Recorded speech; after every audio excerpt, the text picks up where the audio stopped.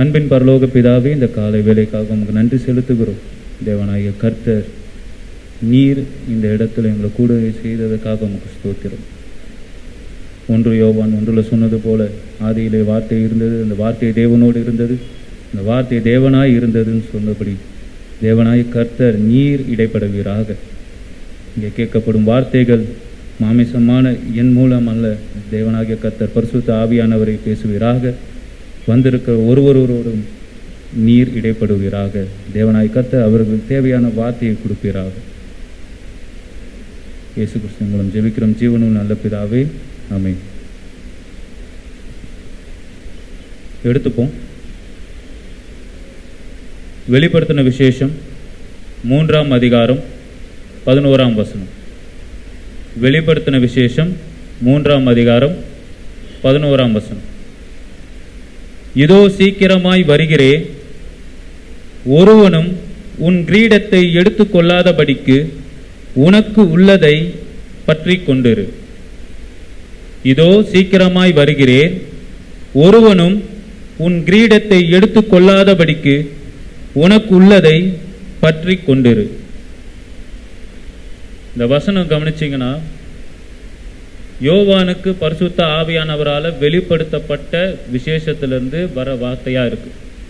அதில் கர்த்தர் சொல்றாரு, நான் சீக்கிரமா வரேன், ஒருவனும் உன் கிரீடத்தை எடுத்துக்கொள்ளாதபடி. அவர் உறுதியா ஒரு வார்த்தை ஒன்று இதுல சொல்றாரு பாருங்க. உங்க எல்லாருக்கும், சபையார் எல்லாருக்கும், கர்த்தரால ரட்சிக்கப்பட்ட எல்லாருக்கும் ஒரு கிரீடம் அப்படின்றத நான் உங்களுக்கு கொடுக்குறேன், அது உங்களுக்கு உள்ளது. ஆனா அந்த கிரீடம் உங்களுக்கு வர்றதுக்கு நீங்க ஒரு விஷயத்தை பற்றி கொண்டு இருக்கணும் அப்படின்னு சொல்லி அந்த வார்த்தை உங்களுக்கு சொல்லுது. உனக்கு உள்ளதை பற்றி கொண்டு இருக்கு. அது என்ன நமக்கு உள்ளது? நம்மளுக்கு ரட்சிப்புன்றது ஒரு விஷயம்தான் தேவை. ஒருத்தர் ரட்சிக்கப்பட்டாருன்னா கண்டிப்பா அவங்க பரலோகத்துக்கு போவாங்க அப்படின்றத நம்ம விசுவாசிக்கிறோம், நம்புறோம், அதுல வாஞ்சையா இருக்கிறோம்.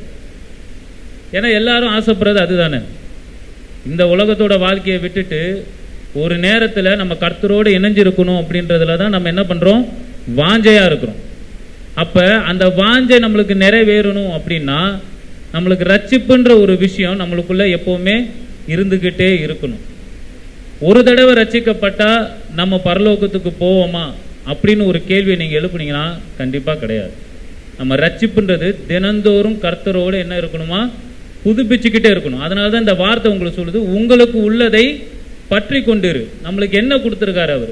ரட்சிப்புன்ற ஒரு கொடையை நம்மளுக்கு கொடுத்திருக்காரு. ரட்சிப்பு ஒரு மனிதரால வராது, ரட்சிப்பு கர்த்தரால மட்டுமே வரும். இங்க வந்திருக்க நம்ம எல்லாரும் நம்ம ஒரு மாமிசத்தினால இங்க வந்திருக்கோமான்னு கேட்டா கண்டிப்பா கிடையாது. இங்க எல்லாரும் இங்க வரல. இந்த உலகத்துல, வெளி உலகத்துல இருக்கிற எல்லாரும் இங்க வரல. நம்ம இங்க வந்திருக்கோம் அப்படின்னா ஆண்டவரோட தூண்டுதல் நம்மளுக்குள்ள இருக்கிறதுனால நம்ம இந்த இடத்துல இருக்கிறோம். அப்ப ரட்சிப்பு, நித்திய ஜீவன், இது எல்லாமே யாரால வரும்? கர்த்தரால மட்டும்தான் நம்மளுக்கு வரும். அதை தான் அவர் சொல்றாரு, உங்களுக்கு உண்டான கிரீடத்தை. அப்ப அந்த கிரீடன்றது என்ன?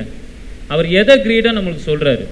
இந்த உலகத்துக்கு உண்டான மேன்மையை கிரீடமா சொல்றாரா, இல்ல இந்த உலகத்துல இல்லாத நம்ம காணாத ஒரு விஷயத்த நம்மளுக்கு கிரீடமா சொல்றாரா?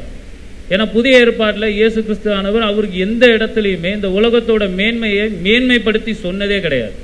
அவர் எப்பவுமே நம்ம கிட்ட சொல்ற ஒரே விஷயம், இந்த புதிய ஏற்பாட்டுல நித்திய ஜீவனை உங்களுக்கு தருவேன், ஜீவ கிரீடத்தை உங்களுக்கு தருவேன், நித்திய ஜீவனை தருவேன். எங்க பார்த்தாலும், எந்த இடத்துல நீங்க பார்த்தாலும், ஓமையா சொல்லும் போதும் சரி, தன்னோட அப்போஸ்தலருக்கு பேசும்போது, சீஷருக்கு பேசும்போதும் சரி, அவர் சொல்ற ஒரே வார்த்தை உங்களுக்கு நித்திய ஜீவனை தருவேன் தான் சொல்றாரு, தவிர உலகத்தோட மேன்மையை சொல்றாரு. ஸோ கிரீடம்ன்றது ஒரு ஒப்புமை. இங்க ராஜாவுக்கு தான் கிரீடம் உண்டு. நம்மளுக்கு வார்த்தை இருக்கு, தேவ வசனம் இருக்கு, நம்மளை ஆசாரியாகவும் ராஜாக்களாகவும் அழைக்கப்பட்டவரும் இருக்கு. அப்ப நம்மளை ஒரு ராஜ கிரீடத்துல அவர் உட்கார வைக்கணும்னு நினைக்கிறாரு. எங்க? பரலோகத்துல தன் பிதாவானவர் அவருக்கு முன்பாக. அப்ப அந்த கிரீடம் நம்மளுக்கு வரணும், அந்த நித்திய ஜீவன் நம்மளுக்கு வரணும்னா நம்ம என்ன பண்ணணும்? எதுல நோக்கமா இருக்கணும்? இப்ப இருக்க காலகட்டத்தில் நம்ம எதுல நோக்கமா இருக்கிறோம்? அது எந்தெந்த விஷயங்கள்ல இந்த வேத வசனத்து மூலியமாகவும் ஓமை மூலியமாகவும் கர்த்தர் எப்படி வெளிப்படுத்துறார், அதை தான் இன்னைக்கு நம்ம பார்க்க போறோம். எடுத்துக்கங்க, யாக்கோபு 1ஆம் அதிகாரம் 12ஆம் வசனம்.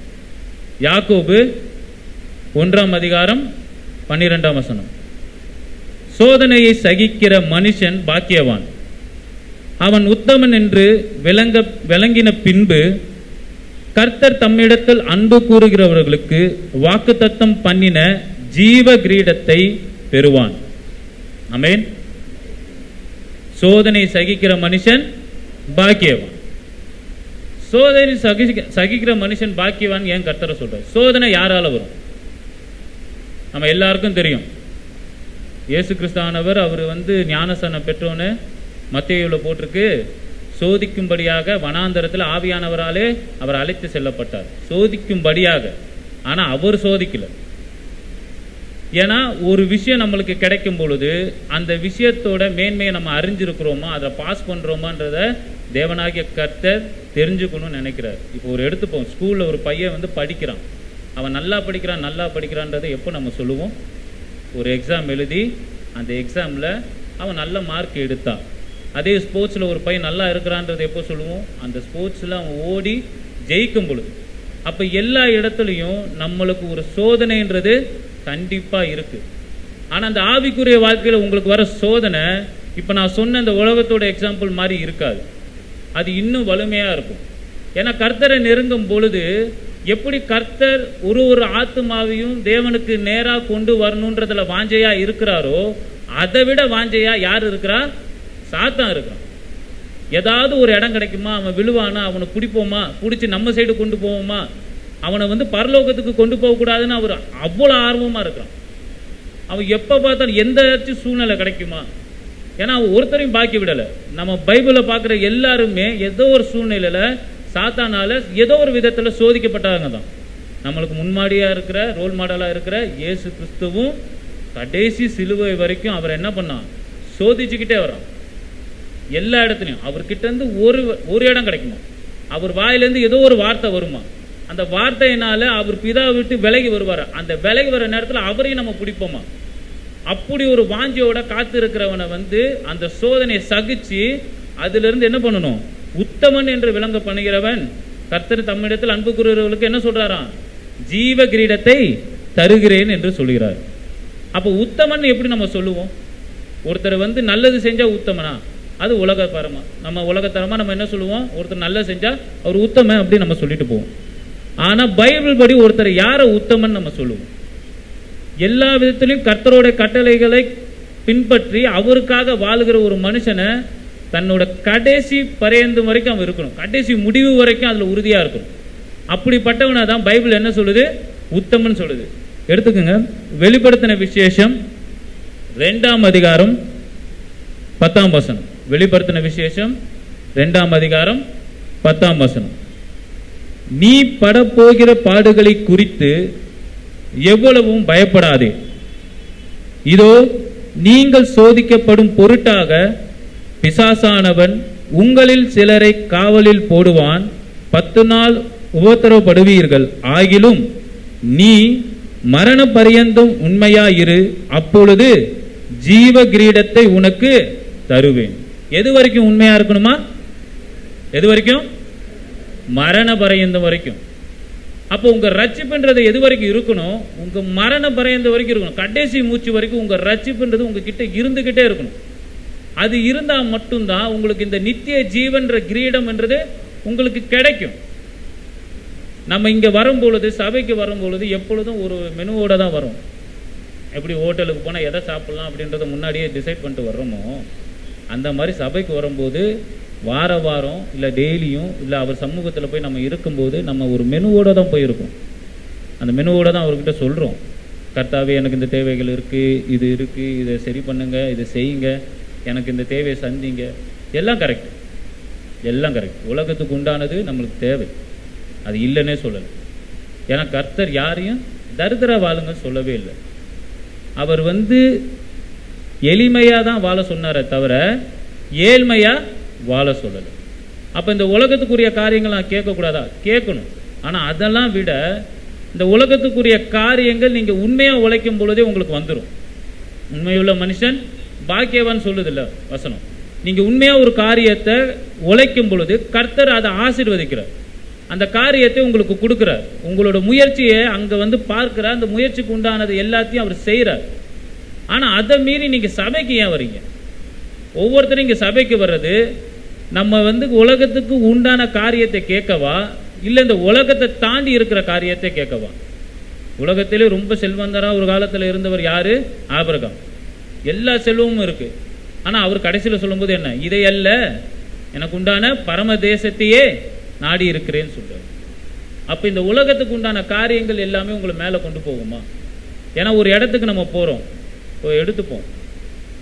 நீங்க ஒரு இடத்துக்கு குழந்தைங்களை அனுப்புறீங்க ஏதோ ஒரு ட்ரைனிங்காக, ஒரு மியூசிக் கிளாஸுக்கோ இல்லை டான்ஸ் கிளாஸுக்கோ இல்லைன்னா இந்த பைபிள் ஸ்டடீஸ்க்கோ ஏதோ ஒரு விஷயத்துக்காக அனுப்புறீங்க. நீங்க அனுப்புற அந்த ஒரு இடத்துக்கு அனுப்பும்போது அந்த இடத்துக்கு சம்பந்தம் இல்லாத விஷயங்களை கத்துக்கணும்னு நீங்க ஆசைப்படுவீங்களா, இல்லை எந்த விஷயத்துக்கு நம்ம அனுப்புறோமோ அந்த விஷயத்த குழந்தைங்க கத்துக்கணும்னு ஆசைப்படுவோம்? ஏன்னா எல்லா இடத்துக்கும் நம்ம அனுப்புறதில்ல. பர்டிகுலரா ஒரு விஷயம் என் குழந்தைக்கு தெரியணும்னு நினைக்கிறோம். நம்ம ஒரு இடத்துக்கு போறோம், விசா வாங்குறதுக்கு ஒரு இடத்துக்கு போறோம். அந்த இடத்துல போய் நம்ம இருக்கும் பொழுது விசா வாங்குறதுக்காக தான் அங்கே போவோம். அங்கே போயிட்டு சம்மந்தமே இல்லாத ஒரு விஷயத்தை நம்ம செய்ய மாட்டோம். எம்பசிக்கெல்லாம் போகும்போது சம்மந்தமே இல்லாத விஷயத்தை பற்றி நம்ம பேச மாட்டோம். ஸ்கூலுக்கு போகும்போது பசங்க படிக்கணும்னு நினைப்போம், நல்ல ஒழுக்கத்தை கற்றுக்கணும்னு நினைப்போம். எந்த இடத்துக்கு போகிறோமோ அந்த இடத்துக்கு உண்டான காரியத்தில் வாஞ்சையாக இருப்போம். ஆனால் சபைக்கு வரும்போது நம்ம எதுக்காக வர்றோன்ற காரியத்தில் வாஞ்சையாக இருக்கிறோமா? இங்கே வரும்பொழுது நம்ம இந்த உலக காரியத்துக்காக கேட்குறோமா, இல்லை கர்த்தர் நம்மளுக்கு தருவேன்னு உறுதி கொடுத்த அந்த நித்திய ஜீவனை பெறுறதுக்காக இங்கே வரோமா? அதில் வாஞ்சையாக இருந்துட்டு வரோமா? ஒரு நாள் நம்ம கர்த்தர் இடத்துல போகும்பொழுது அவர்கிட்ட கேட்க வேண்டிய ஒரு விஷயம் என்ன? ஆண்டவரே நீங்கள் எனக்கு ஒரு விஷயம் தருவேன்னு வாக்கு கொடுத்துருக்கீங்க. உலக சம்பந்தமான விஷயங்களை சொல்லலை, நீங்கள் எனக்கு தருவீங்கன்னு வாக்கு கொடுத்துருக்கீங்க.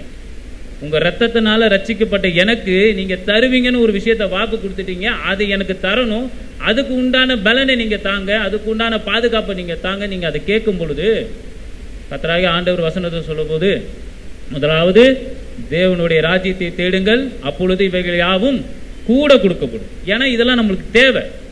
உலகத்தில் நம்ம வாழ்றதுக்கு நம்மளுக்கு தேவையான விஷயங்கள், இந்த பணம் காசாக இருக்கட்டும் இல்லை எதுவாக இருக்கட்டும், இதெல்லாம் நம்மளோட தேவைகள். அது நம்மளோட ஆசீர்வாதம் கிடையாது. ஆசீர்வாதம்னு ஒரு விஷயத்தை எப்போ நம்ம சொல்லுவோம்? எல்லாருக்கும் கிடைக்காத ஒரு விஷயம் நம்மளுக்கு கிடைக்கும் போது நம்ம அது என்னன்னு சொல்லுவோம்? ஆசீர்வாதம் சொல்லுவோம். ஆனால் இப்போ இருக்க காலத்தில் நம்ம ஆசீர்வாதத்தை மாற்றிட்டோம். எல்லாருக்கும் கிடைக்குது. இப்போ நம்மளுக்கு கிடைக்கிற பணமோ, இப்போ நம்ம வாங்குற சம்பளமோ, நம்மளுக்கு இருக்கிற வீடோ வெளியே இருக்கவங்களுக்கு கிடைக்காம இருக்கா? அவங்க உண்மையாக இருக்கும்போது அவங்களுக்கும் கர்த்தர் என்ன பண்ணுறாரு? ஆசீர்வாதம் பண்ணுறாரு, அந்த விஷயத்தை கொடுக்குறாரு. ஏன்னா அந்த உண்மைக்கு அவர் என்ன பண்ணுறாரு? அந்த ஆசீர்வாதத்தை கொடுக்குறாரு. அப்போ நம்ம இங்கே வரும்போது என்ன பண்ணணும்? எனக்கு அது இல்லை, அது நீங்கள் கொடுப்பீங்க எனக்கு தெரியும். ஆனால் இவங்களுக்கெல்லாம் கிடைக்காத ஒரு விஷயத்துக்காக என்னை இந்த சபைக்கு அழைச்சிங்க பார்த்தீங்களா, அந்த விஷயத்தை எனக்கு கொடுங்கன்னு அவர்கிட்ட வாஞ்சையை கேட்கும் பொழுது, அவருக்கு தன் ஒரே பேரான குமாரனே கொடுத்த தேவன் இவை யாவையும் அருளாதிருப்பது எப்படி? அப்போ இது எல்லாமே தானாக வரும். அப்போ சாத்தான் உங்களை சோதிக்கிறதுக்கு எப்போவுமே ரெடியாக இருக்கான். எந்தெந்த விஷயங்களை, இந்த உலகத்து விஷயங்களை சேர்த்து தான் அவன் என்ன பண்ணுறான்? உங்களை சோதிக்க ரெடியாக இருக்கான். எந்த விஷயத்தில் நீங்கள் வீக்காக இருக்கிறீங்கன்னு பார்க்குறோம். நம்ம என்ன நினச்சிட்டு இருக்கோம்? நம்ம இந்த உலகத்தில் ஒரு விஷயத்தையும் ஜெயிக்கும் பொழுது நம்ம பலமாக இருக்கும். கண்டிப்பாக கிடையாது. இந்த உலகத்தை ஜெயிச்சு அதனால நம்மளுக்கு வர சந்தோஷன்றது நம்ம பலம் கிடையாது, பலவீனம். ஏன்னா அவன் அதை கொடுத்து நம்மளை கர்த்தர் இடத்துல போக விடாமல் தடுத்துக்கிட்டு இருக்கான். ஒரு விஷயத்துக்கும் அந்த தடுத்தல்ன்றது இருந்துக்கிட்டே இருக்குது. நம்மளுக்கு தேவையானதெல்லாம் கிடைக்கும் பொழுது, ஒருத்தர்கிட்ட காசு பணம் எல்லாமே இருக்கும்போது, உலகத்துக்கு உண்டான தேவைகள் எல்லாம் இருக்கும்பொழுது கர்த்தரை தேடுறது அவங்க கிட்ட குறைஞ்சிக்கிட்டே போகுது. ஆனால் கர்த்தரை தேடுறதை நீங்கள் முன்னாடி வச்சிங்கன்னா இது எப்போ வருதுன்னே தெரியாது. ஆனால் கர்த்தர் உங்களை என்ன வச்சிருப்பாரு? மேன்மையாக வச்சிருக்காரு. எந்த இடத்துலயாச்சு பைபிளில் ஒருத்தரை கர்த்தர் தரிதரா விட்டாருன்னு இருக்கா? நம்ம பைபிள் வாசிக்கிறோம். ஆதி ஆகமத்திலிருந்து வெளிப்படுத்தின விசேஷம் வரைக்கும் எல்லாத்தையும் வாசிக்கிறோம். ஏதாச்சும் ஒரு இடத்துல கர்த்தரை தேடி இருக்கிற ஒரு நீதிமானையும் தரித்திரரா விட்டாருன்னு இருக்கான். அப்போஸ்தலர்களாம் அவர் காலடியில் கொடுத்தாங்களாம். நம்ம என்ன நினைச்சிட்டு இருக்கோம்? அவங்களாம் ஒரு இடத்துக்கும் ஏதோ காசுக்கு கஷ்டப்பட்டு போறோம் அப்படின்னு நினைச்சிட்டு மாதிரி நம்ம இருக்கிறோம். இல்லை, அவர் ஒரு இடத்துலையும் அவங்க காலில் அந்த காணிக்கை கொடுத்தாங்க. காரணம் என்ன? அவங்க யாரை தேடினாங்க? அதை தேடும் பொழுது இந்த உலகத்தோட தேவையை கர்த்தர் சந்திப்பார். அதுதான் நம்ம அவர் மேல வச்சிருக்க நம்பிக்கை. சாத்தான் சோதிக்கிற இடம் அதுதான். அதுல கடைசி வரைக்கும் நம்ம உண்மையா இருக்கிறோமா? கர்த்தருக்கு நம்ம உண்மையா இருக்கிறோமா? அவன் சோதிக்கும் பொழுது அதுல இருந்து வெளியே நான் கர்த்தருக்காக நிற்பேன், கர்த்தருக்காக உண்மையா இருப்பேன் அப்படின்றதெல்லாம் நம்ம இருப்போமா? அப்படி இருந்தா கர்த்தர் வாக்கு பண்ண ஜீவ கிரீடம் உங்களுக்கு கண்டிப்பா இருக்கும். ஈஸியா சொல்லிடலாம். இப்போ நானும் சொல்லிடலாம் இங்கிருந்து, இல்லை நீங்கள் வந்து அதுக்கெல்லாம் உண்மையாக இருக்கணும், போராடணும் இல்லைன்னு. ஆனால் அது போராடுறது எப்படி? ஏன்னா சாத்தான் ஒவ்வொருத்தருக்கும் ஒரு மாடலாக தான் வந்து சோதனையை கொடுப்பான். எல்லாருக்கும் ஒரே மாடல்லாம் கிடையாது. இன்னும் கேட்டால் நம்மளுக்கு முதல்ல ஒரு சோதனை கொடுக்கும்போது, சோதிக்கும் போது அடுத்த விதமான சோதனை அதுக்கு இதுக்கு சம்மந்தம் இருக்காது. இப்போ ஒருத்தர் வந்து சாப்பாட்டுக்கே கஷ்டப்படுறான்னு வச்சுப்போம், அந்த பசியினால அவன் சோதனை பண்ணுறான், அதுலேயும் கர்த்தருக்கு வந்து உண்மையாக இருக்கிறான் அப்படின்னா அடுத்த வாட்டி அவன் அதே சாப்பாட்டுக்காக பஞ்சத்தை அவனுக்கு கொடுக்க மாட்டான். ஏன் அப்படின்னா அந்த பஞ்சத்தில் அவன் உண்மையாக இருந்துட்டு அவன் என்ன பண்ணிட்டு போவான், கர்த்தரோடு நெருக்கமாக இருக்கிற மனுஷன் கடைசியில் அதை உபவாசமாக இருந்துட்டு போயிடுவான். அவனுக்கு தெரியும் இவன் கடைசியில் உபவாசம் போட்டுருவான்டா, பசியில் இருக்கிறான்னு சொல்லிட்டு அந்த கஷ்டத்தில் இருக்க மாட்டான், உபவாசம் பேரை சொல்லி கர்த்தருக்கு இன்னும் நெருக்கமாக போயிடுவான்னு சொல்லிட்டு அடுத்த சோதனை வேற விதமாக இருக்கும். அந்த மாதிரி ஒவ்வொருத்தருக்கும் ஒவ்வொரு சோதனையும் வித்தியாசப்படும். அப்போ அந்த சோதனைகளை நம்ம பொதுவாக எப்படி ஜெயிக்கிறது பார்ப்போம். எடுத்துக்கங்க, எபேசியர் 6ஆம் அதிகாரம் 16, 17 எபேசியர் 6ஆம் அதிகாரம் 16, 17. இதில் அதுக்கு முன்னாடி 14, 15 அதிலலாம் வந்து என்னென்னலாம் தேவைன்னு சொல்லுவாங்க. அந்த வசனத்தில் இந்த 2 வசனத்தில் முக்கியமான காரியங்களை குறித்து சொல்கிறதுனால இந்த 2 வசனத்தை மட்டும் எடுத்துக்கிறோம். அதில் எபேசியர் 16 யாராவது ஒருத்தர் வாசிங்க. எபேசியர் 16, சத்தியம் என்னும் கச்சையை உங்கள் அறையில் கற்றினவர்களாயும் நீதி என்னும் மார்க்கவசத்தை தரித்தவர்களாயும் ரட்சணியம் என்னும் தலைச்சிராவையும் தேவ வசனம் என்னும் ஆவியத்தின் பட்டயத்தை எடுத்துக் கொள்ளுங்கள். 16ஆம் வசனம் மறுபடியும் ஒரு வருஷம். கொல்லாங்கன் என்னும் அவிழ்த்து போடத்தக்கதாய் எல்லாவற்றுக்கும் மேலாக விசுவாசம் என்னும்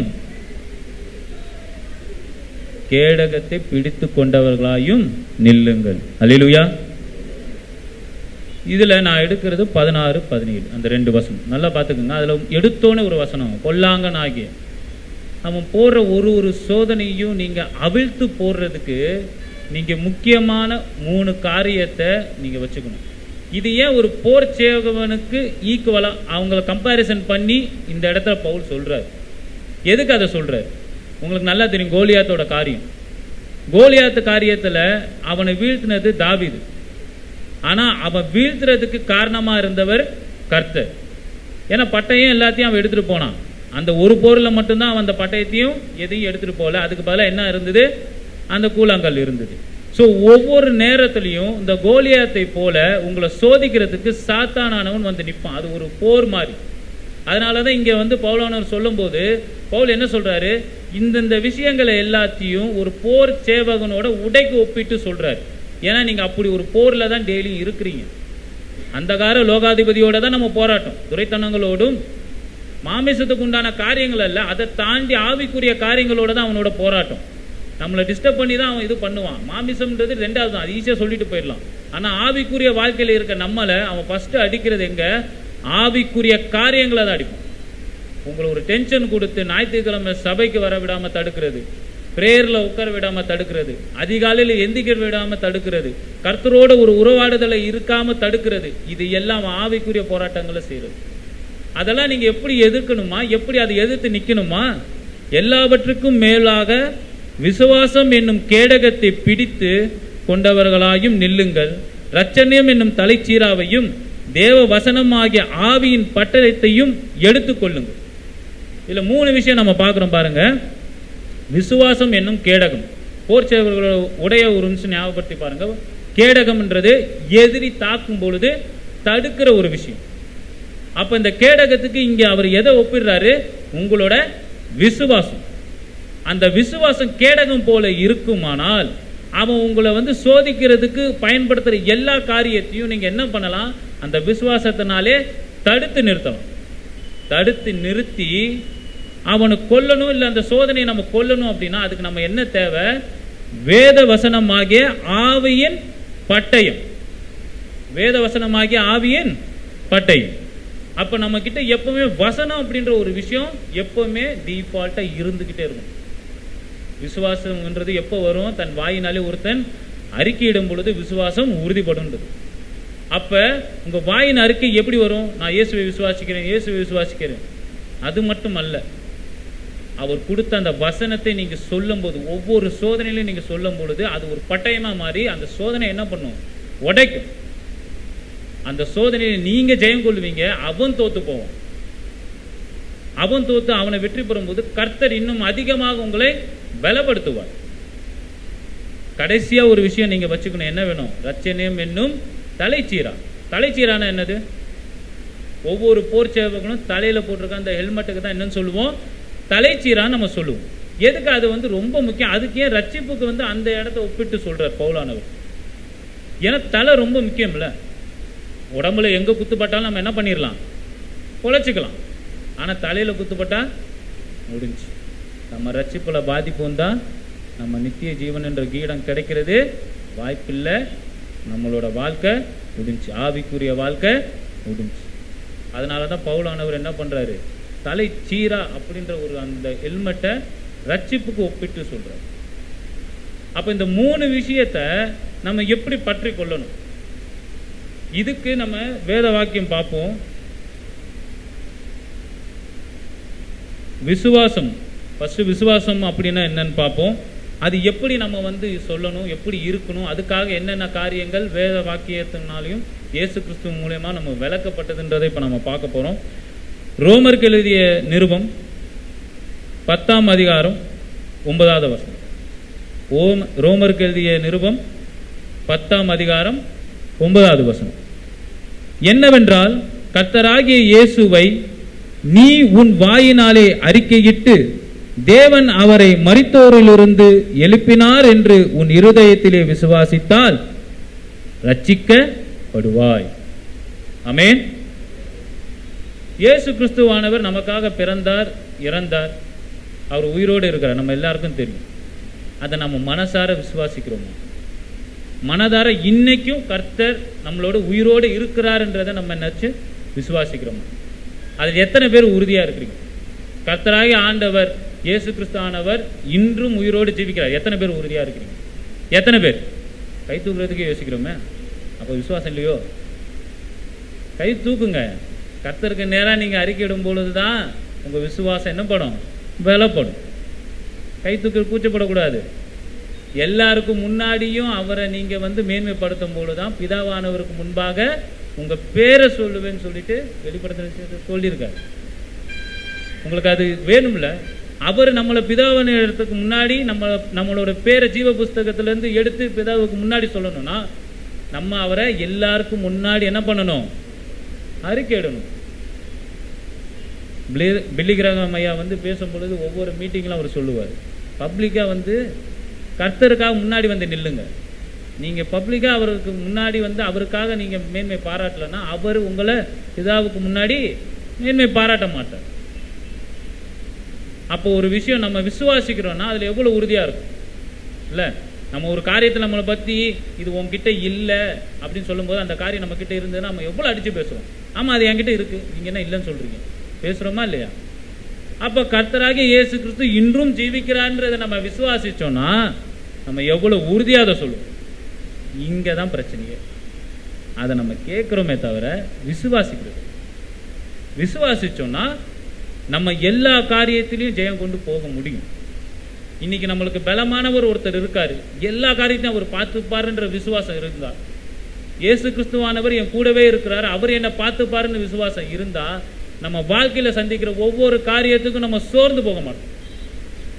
இப்ப ஒரு குழந்தை இருக்கு, சின்ன குழந்தை, அது எல்லாரையும் நம்புறதை விட அவங்க அப்பாவையும் அம்மாவையும் ரொம்ப நம்பும். ஏன் நம்புது? அதுக்கு அப்பா அம்மாவோட பெருசா எக்ஸ்பீரியன்ஸ் கிடையாது.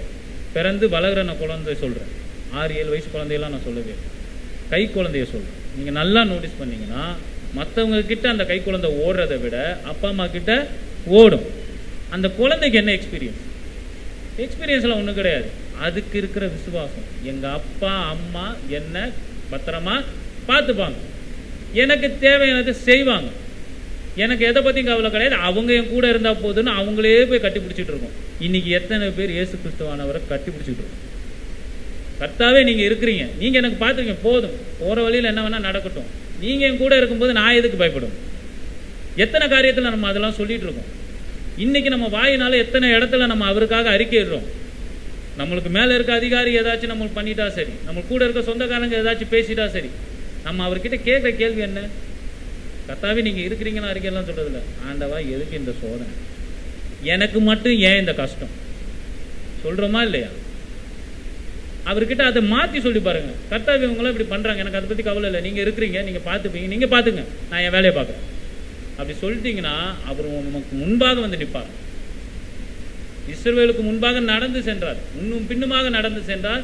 பாலைவனத்தில் போகும் பொழுது இஸ்ரவேல் மக்கள் தங்களோட பலத்தினாலேயா வந்து பார்வோனை ஜெயிச்சுட்டு வந்தாங்க, செங்கடலை பிளந்தாங்க, அவங்களுக்கு மண்ணா கிடைச்சதும் சாப்பாடு கிடைச்சதும் தண்ணீர் கிடைச்சதும் அவங்க பலத்தினாலேயா? கர்த்தராகிய ஆண்டவர் அவங்களோடு இருந்ததுனால. இது எல்லாத்தையும் நம்ம பைபிளில் படிக்கிறோம், ஆனால் அதை விசுவாசிக்கிறோமா? நம்ம வாழ்க்கையில் அதை அறிக்கையிடுறோமா? அப்போ விசுவாசன்றது எவ்வளோ முக்கியம். கிறிஸ்து இயேசு எனக்காக உயிர்த்தார், உயிரோடு இருக்கிறான்றதான் விசுவாசம். அதை அறிக்கையிடணும்னு சொல்லுது வசனம். நம்ம அறிக்கையிடுறோமா? அப்படி அறிக்கையிட்டா என்ன நடக்கும்? எடுத்துப்போம் லூக்கா 18ஆம் அதிகாரம். இந்த அதிகாரமே சூப்பரான அதிகாரம், நிறைய விஷயத்தை கர்த்தர் வெளிப்படுத்த வருகிறார். இதில் நம்ம பார்க்க போகிறது, இப்போ விசுவாசத்துக்கு கீழே நம்ம பார்க்க போகிறது ஒரு மனுஷனோட விசுவாசம். லூக்கா 18ஆம் அதிகாரம் 35ஆம் வசனத்திலிருந்து 43ஆம் வசனம் வரைக்கும். 35ஆம் வசனத்திலிருந்து 43ஆம் வசனம் வரைக்கும். இதில் சுருக்கமாக அதை சொல்கிறேன், நான் வசனம் நிறைய இருக்கிறதுனால. எரிகோ பட்டணத்துக்கு சமீபமாக கர்த்தர் போயிட்டு இருக்கும்போது, இயேசு கிறிஸ்து போயிட்டு இருக்கும் பொழுது அங்கே ஒரு குருடன் உட்காந்துருக்கான். ஜனக்கூட்டம் எல்லாம் நல்ல கூட்டமாக போகிறது அவன் காதில் விழுகுது. அது காதில் விழுகும் போது அவன் கேட்குறான், என்னப்பா இங்கே சத்தம், ஏன்ப்பா இவ்வளோ கூட்டமாக போயிட்டு இருக்கீங்க, யார் போகிறாங்க? அதில் அவங்க சொல்கிற வார்த்தை பாருங்க, 37ஆம் அதிகாரத்தில் முதல் வார்த்தை பாருங்க, நசரேயன் ஆகிய இயேசு போகிறார். இந்த வார்த்தையை நல்லா நோட் பண்ணிக்கோங்க. அவங்க சொன்ன வார்த்தை நசரேயன் ஆகிய இயேசு போகிறார். அவன் அதை கேட்ட உடனே அவன் அடுத்து என்ன சொல்றான் பாருங்க. அப்பொழுது அவன், இயேசுவே தாவீதின் குமாரனே. தாவீதின் குமாரன் யாரை சொல்லுவாங்க? பைபிள் படி தாவீதின் குமாரன் யாரை சொல்லுவாங்க? கர்த்தர் அவனுக்கு சொன்னார், மேசியான்றவர் உன் குலத்துல பிறப்பாருன்னு சொல்லிட்டு கர்த்தர் அவனுக்கு ஆசீர்வாதம் பண்ணது தான் தாவீதின் குமாரன்னு கூப்பிடுவாங்க. இப்போ இந்த பிச்சைக்காரன் ஃபர்ஸ்ட் கேட்டது, குருடன் ஃபர்ஸ்ட் கேட்டது என்ன கேட்டான்? யார் போறான் தானே கேட்டான். அப்ப அவங்க கிட்ட அவங்க என்ன வார்த்தை சொன்னாங்க? நசரேயனாகிய இயேசு. அப்ப அவ என்ன சொல்லணும்? இயேசுவே எனக்கு மனம் இறங்கும், நசரேயனாகிய இயேசுவே எனக்கு மனம் இறங்கும் தானே சொல்லணும். அப்புறம் ஏன் தாவீதின் குமாரனே மனம் இறங்கும் சொல்றான்? எதுக்கு அவன் அந்த தாவீதின் குமாரனே அறிக்கையிடுறான்? அந்த இடத்துல ஏன் அதை சொல்றான்? ஏன்னா அவன் விசுவாசிச்சான், இவர் தான் மேசியா, இவர் தான் எனக்கு ஜீவனை தரக்கூடியது. இவரை பத்தி தான் வேத வசனம் பழைய ஏற்பாட்டில் சொல்லியிருக்கு. தாவீது கிட்ட சொன்னது இவரை பத்தி தான், மோசே கிட்ட சொன்னது இவரை பத்தி தான், ஆபிரகாம் கிட்ட சொன்னது இவரை பத்தி தான், யாக்கோபு ஈசாக்கு எல்லார்கிட்டையும் சொன்னது இவரை பத்தி தான். நான் அதை விசுவாசிக்கிறேன். அவனுக்கு அந்த விசுவாசம் எப்படி வந்தது? பரிசுத்த ஆவியானவராலே தூண்டப்பட்டு அவன் சொல்றான்.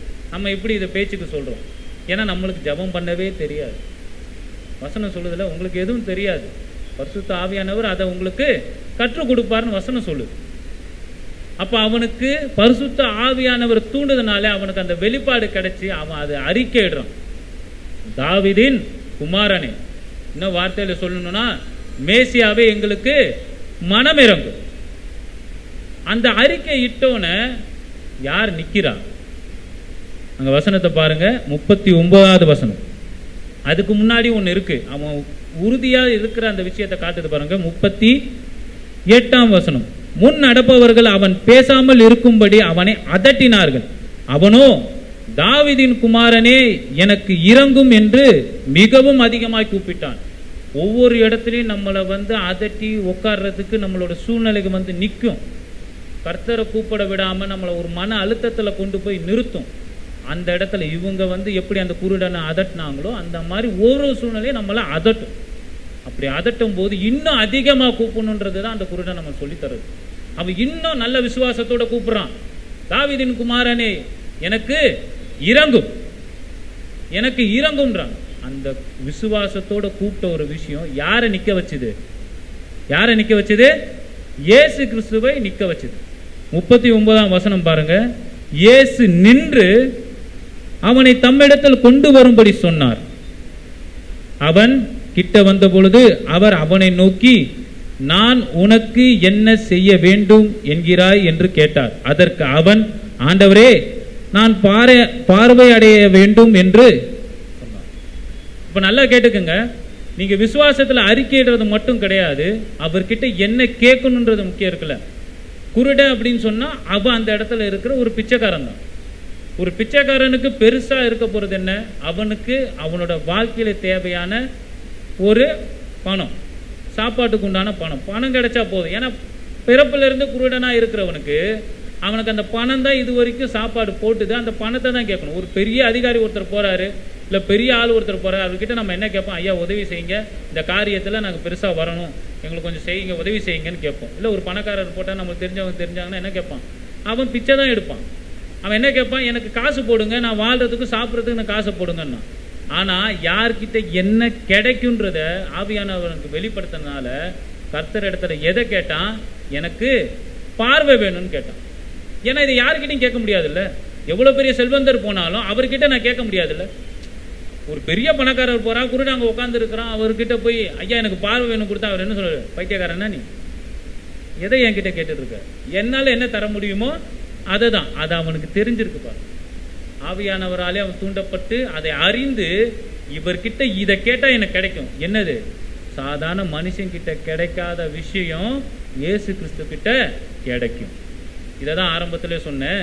நீங்க கர்த்தர் இடத்துல எதை கேட்கணும், எதை யாராலையும் தர முடியாதோ, எதை யாராலையும் கொடுக்க முடியாதோ அந்த காரியத்தை கேட்க நம்ம என்னவா இருக்கணும்?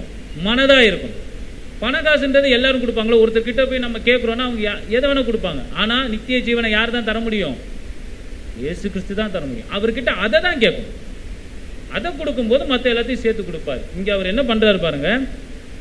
அவன் அதை சொன்ன உடனே இயேசு அவனை நோக்கி, நீ பார்வை அடைவாயாக. இதுதான் அவன் கேட்டது. நல்லா கேட்டுங்க, இதுதான் அவன் கேட்டது. அதை அவர் கொடுத்துட்டார். என்ன கொடுத்துட்டார்? நீ பார்வை அடைவாயாக. அதுக்கப்புறம் அவர் ஒரு வார்த்தை சொல்றாரு பாருங்க. அவன் அறிக்கையிட்டதுனால, உன் விசுவாசம் உன்னை ரட்சித்தது என்றார். அவன் கேட்டது என்ன? பார்வை. பார்வையை கொடுங்க. அதை அவர் கொடுத்துட்டாரு. அதுக்கப்புறம் ஏன் இந்த வார்த்தையை சொல்லணும்? ஏன்னா யாருக்குமே தெரியாத ஒரு விஷயம். நான் இவ்வளவு நாளா இங்க அற்புதங்களும் அடையாளங்களும் செஞ்சுட்டு இருக்கிற ஒருத்தரும் அதை பத்தி பெருசாவும் நினைக்கல. நான் யாருன்றதை புரிஞ்சுக்கலாம். நான் பார்வை இல்லாத நீ பரிசுத்த ஆவியானவர்களை தூண்டப்பட்டு விசுவாசிச்சு நான் தாவீதின் குமாரன் நீ புரிஞ்சுக்கிட்டு அதை அறிக்கையிட்ட பத்தியா, அதனால இவ்வளவு நாள் உனக்கு இருந்த பாவம் உன்னை விட்டு போய் ரட்சிக்கப்பட்ட அப்படின்னு சொல்லிட்டு அவர் சொல்றார். அவன் பார்வை அடைந்தது மட்டுமன்றி ரட்சிக்கப்பட்டான். அடுத்த வசனமும் சொல்லுது, அவன் அதை சந்தோஷத்தோட களி கூர்ந்து கொண்டாடி இயேசுவின் பின்னே சென்றான். ரட்சிப்பு வந்தா நம்ம பண்ண வேண்டிய அடுத்த விஷயம் இதுதான். ரட்சிப்பை பத்தி பேசும்போது அதை சொல்றேன். அப்ப ரட்சிப்பு எந்த இடத்துல வரும்? விசுவாசத்தினாலே அறிக்கையிடணும். என்ன விசுவாசத்தினால அறிக்கையிடணும்? அவரே கிறிஸ்து, அவரே உயிரோடு இருக்கிறவர், அவரே இன்றும் ஜீவிக்கிறவர், அவரே என்னை காண்கிறவர், அவரே என்னை வழி நடத்துபவர். அவர் இருக்கும் பொழுது எனக்கு எதை பத்தியும் குறைவே கிடையாது. அவர் இருக்காரு, அவர் பார்த்துப்பாரு. நான் கேட்க வேண்டியது அவர் என்ன எனக்கு தரணும்னு ஆசைப்பட்டா அதை நான் கேட்கிறேன். நம்ம விசுவாசம் அதுல இருக்கும்.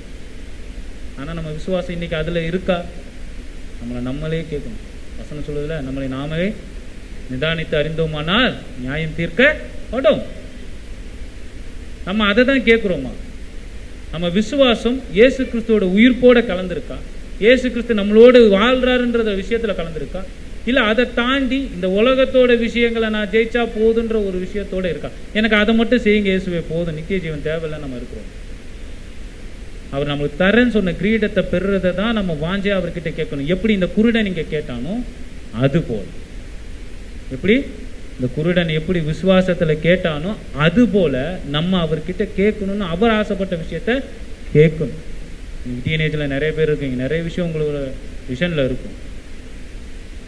ஆனா வாலிப பிரயாரத்துல கர்த்தரை நினைவு, சிருஷ்டிகரை நினைவு பிரசங்கில சொல்லு.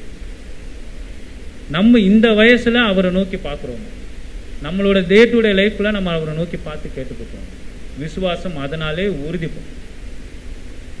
அப்போ விசுவாசம் நம்ம அவரை அறிஞ்சிருக்கோமா, அவர் புரிஞ்சிருக்கோமா, அவரோட சஞ்சரித்து இருக்கிறோமான்றதுல வெளிப்படும். ஸோ விஷயம் முடிஞ்சு. விசுவாசம் என்னும் கேடகம். கேடகம் நம்ம கிட்ட ஸ்ட்ராங்காக இருக்கா நம்ம நிதானிச்சு பார்க்கணும். அது நம்ம ஸ்ட்ராங்காக இருந்தால் அவன் நம்மளை சோதிக்க வரும்போது தடுத்து நிறுத்திட்டு போயிட்டே இருக்கும். இப்போ அவனை தடுத்து நிறுத்தியாச்சு. இப்போ அவனை என்ன பண்ணணும், அந்த சோதிக்கிற சாத்தானை நம்ம ஜெயிக்கணும். ஜெயிக்கிறதுக்கு நம்மளுக்கு என்ன தேவை? பட்டயம் தேவை. பட்டயம்னா என்னது? வேதவசம். நம்மளுக்கு பெரிய ரோல் மாடலே இயேசு கிறிஸ்து தான் பைபிள். அவர் நம்மளுக்காக முன்மாதிரியாக எல்லா விதத்திலையும் வாழ்ந்துட்டு போயிட்டார். அதாவது வசனம் சொல்லணும், அவர் தாமே நம்மை போல எல்லா விதத்திலும் சோதிக்கப்பட்டு நம்மளை மாதிரியும் சோதிக்கப்பட்டவர் தான் அவர். அதனால தான் அவரை பற்றி சொல்லும்போது நசரேத்திலிருந்து ஒரு நன்மையும் தோன்றுமான்னு கேட்பாங்க. வசனத்தில் அந்த வார்த்தை இருக்குது, பைபிள் அந்த வார்த்தை இருக்குது. ஏன்? நசரேத்துன்றது அந்த காலத்தில் கொஞ்சம் இல்லை, ரொம்பவே கொஞ்சம் மோசமான ஒரு நகரம். அதிலிருந்து இப்படிப்பட்ட ஒருத்தர் வர முடியுமான்ற ஒரு இது. அப்போ நம்மளுக்கு இருந்த எல்லா விதத்திலையும் சோதனையும் கர்த்தராகி ஆண்டவர் என்ன பண்ணப்பட்டார்? சோதிக்கப்பட்டார். அவர் எப்படி ஜெயிச்சார்? ஆரம்பத்தில் சொன்னதுதான். அவர் அந்த ஞானஸ்தானம் பெறும் பொழுது பெற்றுடனே என்ன பண்ணுறாங்க? மத்தேயுவில் சொன்ன மாதிரி அவரை வனாந்தரத்தில் கூட்டிட்டு போய் ஆவியானவர் விட்டுட்டார். அங்கே சோதிக்கப்படுறார். 3 சோதனை நம்மளுக்கு தெரிஞ்சது தான். அவர் எதை அறிக்கையிடுறான்னு பாருங்க. மத்தேயு 4ஆம் அதிகாரம் 1-11 வசனம். மத்தேயு 4ஆம் அதிகாரம் 1-11 வசனம். யாராவது ஒருத்தர் படிங்க. அப்பொழுது இயேசு பிசாசினால் சோதிக்கப்படுவதற்கு ஆவியானவராலே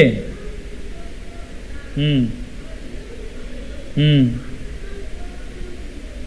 ம் ம் ம் ம் ம் ம் ம் ம்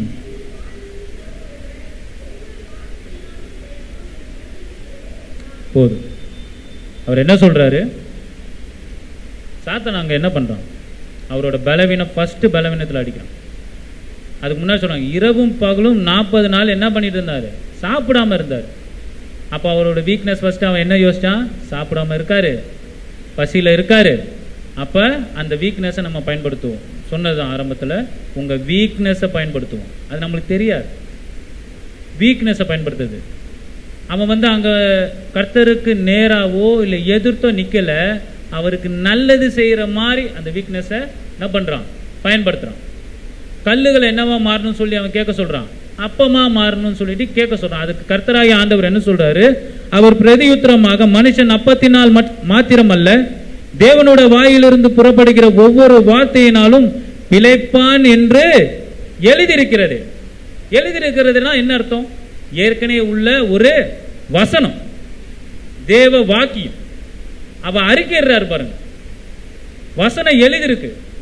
வெறும் அப்பத்தினால, நீ சாப்பிட்ற சாப்பாட்டுனால, உலகத்தோட காரியங்களால் மட்டும் நீ உயிர் வாழ மாட்ட. தேவனுடைய வார்த்தையினாலே பிழைப்பான் எழுதியிருக்கிறது. அறிக்கைறார். நம்மளுக்கு வர சோதனைகள்ல நம்ம அப்படி தேவனுடைய வார்த்தையை அந்த சோதனைக்கு ஏற்ற மாதிரி வசனம் ஏகப்பட்டது இருக்குல்ல. நம்மளுக்கு தெரியாத வசனமா? இங்கே பைபிளை நம்ம 1க்கு 2 தடவை இல்லை 3 தடவை இல்லை நிறைய பேர் இப்போ 10-20 தடவைலாம் படிச்சிருப்பீங்க. குழந்தைங்களுக்கு வாய்ப்பு இல்லை. ஆனால் இருந்தாலும் இங்கே இருக்கிற நிறைய பேர் அது எப்படி ஒரு 2 வாட்டியாச்சும் பைபிளை முன்னே இருந்து பின்னாடி கடைசி பக்கம் வரைக்கும் படிச்சிருப்போம். எவ்வளோ வசனம் இருக்குது. நம்ம சோதிக்கப்படும் போது அதுக்கு ஏற்ற மாதிரி வசனம் எத்தனை இருக்குது. அது எத்தனை வசனத்தை நம்ம அந்த சோதனை வரும்போது அறிக்கையிட்டிருக்கோம், சொல்லியிருக்கோம். இது இருக்குது, இதெல்லாம் இருக்குது. அப்போ நீ என்னை சோதிக்கிற காரியத்தினால மட்டுமே நான் வாழ மாட்டேன், கர்த்தர் கொடுக்குற அந்த வார்த்தையினாலே நான் வாழ்வேன். அவர் என்ன பண்ணுறாரு? வசனத்தை அந்த இடத்துல என்ன பண்ணிடுறாரு? அறிக்கைறாரு, சொல்றாரு. வசனத்தை மேற்கோள் எடுத்து நீங்கள் காட்டுறாரு. அப்போ வசனம்ன்றது எவ்வளோ பெரிய பட்டயமாக இருக்குது. முதல் சோதனை அவர் என்ன பண்ணுறாரு? சாத்தானை ஜெயிக்கிறார். ஜெயம் கொள்றதுக்கு எது தேவை? பட்டயம் முக்கியம். கேடகம் எந்த அளவுக்கு நம்மளை பாதுகாக்கிறதுக்கு முக்கியமோ அதுபோல எதிராளியை நம்ம அழிக்கிறதுக்கு என்ன முக்கியம்? ஜெயம் கொள்றதுக்கு என்ன முக்கியம்? பட்டயம் ரொம்ப முக்கியம். அதை பயன்படுத்துறாரு. அங்க அவருக்கு பிதாவின் குமாரன் தானே, அவர் டைரக்டா சொல்லிட்டு போலாமே. அவரையும் அது எழுதியிருக்கிறதே மென்ஷன் பண்றாரு. அது நம்மளுக்கு ஒரு ரோல் மாடல். நம்மளுக்கு சோதனை வரும்போது நம்மளும் என்ன பண்ணணும்? அந்த மாதிரி வசனங்களை மேற்கோளிட்டு ஜெபத்துல வச்சு இதெல்லாம் எழுதியிருக்க ஆண்டவரே, என்னை சோதிக்கிறான், இந்த மாதிரி விஷயம் நடக்குது, இந்த வசனத்தினால அதை ஜெயம் கொள்வேன்னு அவனுக்கு எதிராக நீங்க அந்த வசனத்தை வைக்கும் பொழுது அந்த சோதனையில இருந்து கர்த்தர் உங்களை காக்க வல்லவராயிருக்கு. 3 விதமான சோதனை நம்மளுக்கு இருக்கு. அந்த 3 விதமான சோதனை நம்மளுக்கு வர எல்லா சோதனையும் இந்த 3 விதத்துல அடங்கிடும். முதல் சோதனை பசி.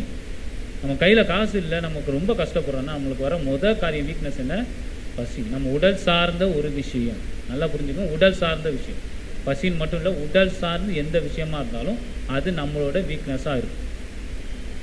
ஏன்னா நிறைய பேருக்கு நம்ம இருப்போம்ல, கண்ணாடி முன்னாலாம் நிற்கும்போது நான்லாம் அழகா இல்லை ஆண்டவர் அப்படின்னு. எத்தனையோ பேருக்கு அந்த சந்தேகம் இருக்குல்ல. போய் நிற்கும் பொழுது நம்ம பார்க்கும்போது நம்ம அழகா இல்லைன்னு வரும். அகத்தின் அளவு முகத்தில் தெரியும்னு சொல்லிட்டு தமிழில் ஒரு வாக்கியம் இருக்கு. அகத்தில் ஆண்டவராகிய இயேசு கிறிஸ்து இருக்கும்போது உங்கள் முகத்திலேயே அந்த அழகு தெரியாது. அப்போ அகத்தில் அவர் நம்ம கிட்ட இல்லைன்றது தான் நம்ம முகம் வெளியே காட்டும். நம்ம அது நிறைய விஷயங்களால மேற்கோளிட்டு எல்லாத்தையும் பூசணம் பூசி எல்லாத்தையும் பண்ணி அழகாக கொண்டு வரும். இருந்தாலும் நம்மளுக்கு அது திருப்தி வரலையே. உலகத்துக்கு உண்டான காரியத்தை நம்ம பெறும் பொழுது நம்ம அதை கேட்குறோம், நம்ம பெற்றுட்டோம்னா அதில் திருப்தி அடையணும்ல. இது ஒரு எக்ஸாம்பிள் தான். ஏன் ஆவியானவர் சொல்றாருன்னு தெரியல, இது ஒரு எக்ஸாம்பிள். நம்ம தினமும் நம்மளை வந்து மேக்கப் பண்ணிக்கிறோம், இல்லைன்னா நம்ம ட்ரெஸ்ஸிங்கை ஒழுங்காக பண்ணிக்கிறோம், அதில் திருப்தி அடைஞ்சிட்டு போக வேண்டியதானே. அப்படியே நம்ம ஆஃபீஸ் போகும்போதோ இல்லை காலேஜுக்கு போகும்போதோ இல்லை வெளியே போகும்போதோ நம்மளோட அவன் நல்லா போட்டிருக்கானே, நம்மளோட அவன் அழகாக இருக்கிறானே, ஏன் அந்த என்ன வருது? நான் அழகாக தானே வரேன். ஏன் வருது? இந்த உலக காரியம் எல்லாமே அப்படிதான். எந்தெந்த விஷயம்லாம் நம்ம கேட்குறோமோ அதெல்லாம் டெம்பரவரியா. ஏன்னா சாத்தான் எதையும் உங்களுக்கு வந்து பெர்மனண்டா கொடுக்க போறதில்ல. ஆண்டவர் மூலியமா நீங்க கேட்டு ஒரு விஷயத்தை அவர்கிட்ட அறிக்கையிட்டு அவர் கொடுத்தாருன்னா அது நித்தியமா இருக்கும். புரியுதுங்களா? நம்ம உலகத்துக்குள்ள வர ஆசீர்வாதம் எல்லாமே வந்து அவன் தான் கொடுக்குறான்னு நான் சொல்லலை. எப்போ கர்த்தரை நம்ம முன்னாடி வச்சு அவர்கிட்ட ஒரு விஷயத்தை கேட்டு, ஆண்டவரே இந்த விஷயத்தை நான் உங்ககிட்ட சொல்லிட்டேன், நீங்க செஞ்சுக்கோங்க பார்த்துக்கணும்னு சொல்லிட்டு வந்துட்டு நம்ம காரியத்தை பார்த்துட்டு போறோமோ அவர் அதை பார்த்துப்பாரு. அப்போ அவர் மூலியமா நம்மளுக்கு கிடைக்கிற காரியம் நித்தியத்துக்கு நம்ம கூட இருக்கும். நம்ம இருக்கிற வரைக்கும் அது நிம்மதியும் தரும், நீங்க எதிர்பார்க்குற நிம்மதி. ஆனா நம்ம என்ன பண்றோம்? ஒரு காரியத்தை செஞ்சுட்டு ஆண்டவரே அதை பார்த்துக்கோங்கன்றோம். அவர்கிட்ட கேட்கறதே கிடையாது. எல்லாரும் தான் நம்ம அவசர தேவைக்கு என்னவோ, நம்மளுக்கு நல்லது என்னவோ, நம்ம புத்திக்கு என்ன தெரியுதோ அதை நம்ம சொல்லி ஆண்டவரே நீங்க பார்த்துக்கணும். அதுக்கப்புறம் அது கிடைச்சதுக்கு அப்புறமும் என்ன வரல? நம்மளுக்கு நிம்மதி வரல. அப்ப நீங்க ஒரு விஷயம் உங்களுக்கு சோதனையா வருது, இல்லை உங்களுக்கு தேவையா இருக்கு, ஆவிக்குரிய தேவையோ இல்லை இந்த உலகத்துக்குரிய தேவையோ, எல்லாத்தையும் கர்த்தராய் ஆண்டவரை முன்னாடி வச்சு நீங்க பண்ணும்பொழுது அவர் எல்லாத்தையும் பார்த்து பாருன்றப்போ அவர் கொடுக்கும்போது அது உங்களுக்கு என்ன தரும்? நீங்க நினைச்ச நிம்மதியை தரும். அப்ப அகத்தில் அவர் வாழும்போது உங்க முகம் நார்மலாகவே பொலிவாக இருக்கும். நல்லா பாருங்க, ஆவிக்குரிய வாழ்க்கையில் யார் யாரெல்லாம் ரொம்ப ஆழமாக இருக்கிறாங்களோ, யார் யாரெல்லாம் வந்து இந்த பரிசுத்தவான்கள் நிறைய பேர் இருப்பாங்க, அவங்களெல்லாம் பாருங்கள். நான் எனக்கு தெரிஞ்ச 2-3 பேர் இருக்கிறாங்க. அவங்களெல்லாம் நான் பார்க்கும் பொழுது, இங்கே கூட பாஸ்டர் ஒருத்தர் வந்திருந்தார் கனடாவில். நான் பாஸ்டர்கிட்ட சொன்னேன். அவர் கேட்டார் என்கிட்ட, உங்களுக்கு என்னப்பா வேணும், என்ன ப்ரேயர் பண்ணணும்? எனக்கு உங்கள் முகத்தில் உள்ள சிரிப்பு வேணும்னு கேட்டேன். அவர் அன்றைக்கி பெயிண்ட் ஆகி விழுந்தார். இல்லை, நம்ம எல்லாருக்கும் ஞாபகம் இருக்கும், பழைய சர்ச்சில் இருக்கும்போது பெயிண்ட் ஆகி விழுந்தார். ஆனால் அது முடிஞ்சு கொஞ்ச நேரம் எல்லாரும் ப்ரேயர் பண்ணோம், அவர் எந்திரிச்சார். அதுக்கப்புறம் இன்னும் வல்லமையாக அவர் பேச ஆரம்பித்தார். அவர் முகத்தில் அந்த சிரிப்பு குறையில பாருங்க. அவர் மேக்கப்பில் வேர்வையோடு தான் இருந்தார். ஆனால் நம்ம கண்ணுக்கு அவர் அசிங்கமாக தெரியல. ஏன்? கர்த்தராகிய ஆண்டவர் அவரோடு இருந்தார். அந்த சிரிப்பு நம்மளுக்கு இருக்கணும். கர்த்தராகிய ஆண்டவர் நமக்குள்ளே இருக்கும்போது ஆட்டோமேட்டிக்காக நம்மளுக்கு உண்டான அந்த அழகுன்றது வந்துடும். ஆவிக்குரிய அழகு நான் இப்பவும் சொல்கிறேன். மாமிசத்துக்கு உண்டான அழகை நான் சொல்லவே இல்லை. ஆவிக்குரிய அழகு அது வந்துச்சா மாமிசம் அழகா மாறும். அப்ப நீங்க என்ன பண்ணணும்? உங்களுக்கு வர சோதனைகளில் அந்த வசனத்தை அறிக்கையிட்டு பேசும் பொழுது உங்களுக்கு என்ன வரும்? ஆவிக்குரிய பலன் வரும். கர்த்தர் உங்களோடு இருப்பார். முதல் சோதனை முடிஞ்சு, சரீரத்துக்கு உண்டான ஒரு பலவீனம். அந்த பலவீனத்தை வசனத்தால அறிக்கையிட்டு அவர் ஜெயிச்சிட்டார். 2வது தொடர்ந்து வாசிப்போம். 5வது வசனம்.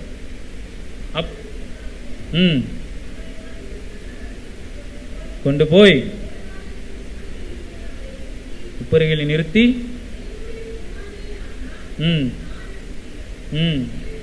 ஏனெனில்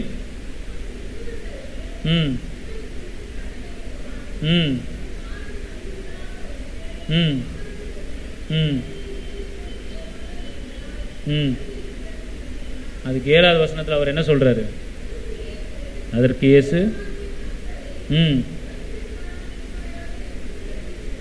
இங்கேயும் அவர் என்ன போடுறாரு, எழுதி இருக்கிறதே பரிச்சிப்பாக இருப்பாராக.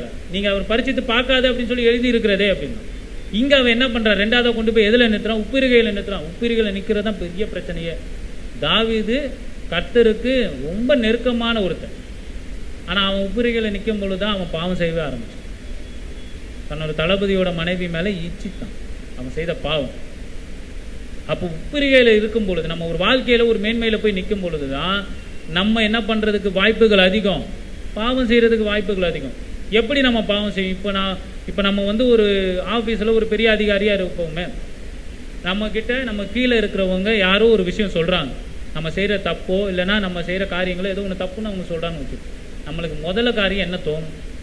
நான் உன்னோட பெரிய அதிகாரி, நீ என்ன பண்ணுற, என்னையே கேள்வி கேட்குறியா, நான் உன்னை என்ன பண்ணுறேன்? இது எல்லாருக்கும் தோன்றது தானே. ஏன்னா அதிகாரம் ஒன்று நம்ம கையில் இருக்கும்போது நம்ம என்ன பண்ணுவோம், நம்ம கீழே இருக்கிறவங்கள அடக்கணும்னு நினைப்போம். அது பாவம். நம்ம குறித்து ஒருத்தர் வந்து நம்ம தப்பு பண்ணுறோன்னா அதை நிதானிச்சு பார்க்கணும். கர்த்தரோட சாயல வாழ்கிறோம் நம்ம சொல்கிறோன்னா, அவர் எல்லாத்தையும் வந்து கோபத்தோடையும் அதிகாரத்தோடையும் அவர் என்ன பண்ணல, யாரையும் அடக்கலை. அவர்கிட்ட வர எல்லா கேள்விகளுக்கும் நீங்கள் இப்படி பண்ணுறீங்க, செய்கிறது தப்புன்னு சொல்லும்போது அவர் வசனத்து மூலியமாகவும் அவர் செய்கிற காரியங்களை நியாயம் இருக்கிறதே அவர் மென்மையாக தான் சொல்கிறார். அந்த இடத்துல அவர் சொல்லும்போது என்ன பண்ணுறாரு, அவங்கள உடைக்கி உட்கார வைக்கணும் அவர் சொல்லலை, வார்த்தைனால அவங்களுக்கு அதை புரிய வைக்கிறார். அப்போ நம்ம உப்பிரிகையில் நிற்கும் பொழுது, நம்ம வாழ்க்கையில் ஒரு ஸ்டேஜுக்கு மேலே போகும் பொழுது, ஒரு அதிகாரமோ இல்லை மேன்மையோ இல்லை எல்லாரை விடவும் நம்ம பெரிய ஆளாக ஆகும் பொழுது நம்மளுக்குள்ள ஒரு எண்ணங்கள் வரும் பார்த்தீங்களா, அதுதான் அவன் கொடுக்குற ரெண்டாவது சோதனை. இது எல்லாருக்குமே நடக்கும். நம்ம சொந்தக்காரங்களாக இருக்கட்டும், நம்மளோட ஃப்ரெண்ட்ஸாக இருக்கட்டும். இப்போ முன்னெல்லாம் பாரு அவன் எப்படி இருந்தான், இப்போ அவன் கையில் கொஞ்சம் காசு வந்தானே அவன் எப்படி பண்ணுறான், நம்ம சொல்கிற வார்த்தை தானே. அப்போது இந்த உலகத்தோட விஷயங்களை அவன் கொடுத்து உங்களை மேலே கொண்டு போய் நிறுத்தி அந்த இடத்துல ஒரு சோதனை கொடுத்து, இல்லை கர்த்தராகிய ஆண்டவர் உங்களோட ஜெபத்தை கேட்டு ஆதியில் நீங்கள் வச்சிருக்க அன்பை பார்த்து உங்களுக்கு ஒரு விஷயத்தை கொடுக்கும் பொழுது, அதில் ஒரு மேன்மையாக நீங்கள் நிற்கும் பொழுது அந்த இடத்துல அவன் ஒரு சோதனைக்கு வழி இருக்கான்னு பார்ப்பான், உங்கள் பலவீனம் அதில் இருக்கான்னு பார்ப்பான். அந்த நேரத்துலையும் நீங்கள் கர்த்தரை நோக்கி இருக்கிறீங்களா இல்லை உங்களுக்கு வந்து அந்த மேன்மையை நோக்கி இருக்கிறீங்களான்றதை அவன் பார்க்குறான். அப்படி இருக்கும் பொழுது நீங்கள் என்ன பண்ணணும், அந்த இடத்துல கர்த்தராகிய இயேசு கிறிஸ்து சொன்னது போல, நீ பரீட்சையாவது இருப்பாயாக. எனக்கு இதெல்லாம் பெருசு கிடையாது, என்னை விட்டு இந்த மேன்மை போனாலும் பெருசு கிடையாது, இதனால என்னை பெருசாக ஒருத்தர் நினைக்கலாலும் பெருசு கிடையாது. கர்த்தராகிய ஆண்டவர் என் கூட இருக்கிறார் நீங்கள் அறிக்கை இட்டீங்கன்னா அந்த மேன்மையும் உங்களை விட்டு போகாது. ஆண்டவராகிய இயேசு கிறிஸ்து உங்களை அந்த சோதனையிலிருந்து காப்பாற்றுவார். இந்த இடத்துலையும் அவர் மேற்கோடிட்டு சொல்றது என்ன, எழுதியிருக்கிறது. மூணாவது விஷயமும் அப்படிதான், அது இன்னும் உச்சம். மூணாவது விஷயம் பாருங்க, மறுபடியும் பிசாசு மலையின் மேல் கொண்டு போய்